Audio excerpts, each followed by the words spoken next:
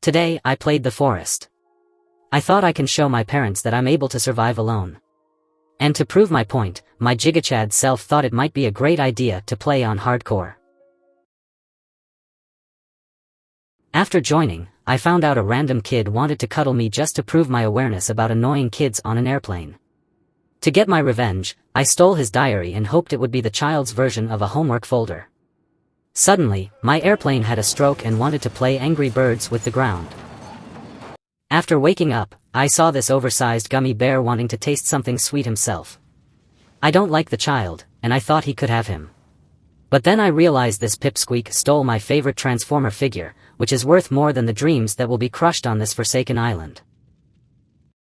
Sadly, I lost consciousness just to realize that the big red gummy bear had fun with my arms. After standing up, I began my journey to be a good Boy Scout and catch as many Pokemon as I can. After seeing the stewardess who probably got murdered for showing a gang sign on the wrong plane, I decided to take her axe, so I won't be defenseless. I found a lot of goodie bags that were sent to me as a gift from heaven. I looted them and started exploring the weird wooden poles that looked like they were useless. I found a little bit of stuff and tried to craft anything, just to realize that I'm too stupid to glue a stone and a stick together, so I just began to throw it all at once on the crafting field and got PTSD from Minecraft. After a little walk without talk, I remembered the diary, which surprisingly turned out to be a survival book with better instructions than the most MMO.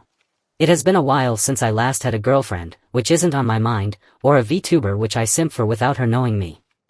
So after finding this weird piece of human art, I decided to take the skull with me to be able to tell my mom I made one friend. Guys, look at my friend. Isn't he great? Together with him, we found the entrance to the Lonely Mountain from The Hobbit. Sadly, I decided to go somewhere else because I didn't have any sun milk to compete with the lizard, which has been way overdue for group therapy to eliminate his aggression problems. Finally, I found a good spot for my Girl Scout camp. To gather some crafting materials, I knew it would be a good idea to make some environmental activists angry, so at least I get some letters, even if they are death threats. My Book of Wonders showed me a homeless shelter, which I quickly began to craft. It required a lot of resources, so I gathered a bit more. After finishing my first home, I thought it would be a great idea to start a potential forest fire. My campfire was finished, and I liked the struggle so much that I started searching for more stuff to build. Somehow I started to enjoy my little weekend trip but got sadly interrupted by some naked monkeys, which are not looking like they are about to tell me that they are vegan.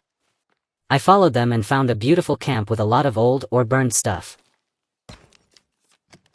I even thought about the crispy, crunchy OnlyFans feet, which were burned like my ego when I started looking in the mirror. Back at home, I was surprised by the physics of Stefan the Flying Stone, who was a better magician than my dad, and he turned invisible before I was 12. I decided to let Stefan be because I had better things to do, like stacking logs to make them look like they were the barrels from Donkey Kong. When the logs were finished, I started crafting some Molotov cocktails to stick to my roots as a German. Because being all by myself without anyone who screams at me was exhausting, I started a bank. My hobo camp was so beautiful that it even attracted the birds, who were thinking that I had a bit of bread to spare, unknowing that I preferred their meat instead. Luckily, I also found an almost grown-up Bambi with such a low survival instinct that I was able to straight run at it and hit it with my axe like I'm a living meat grinder.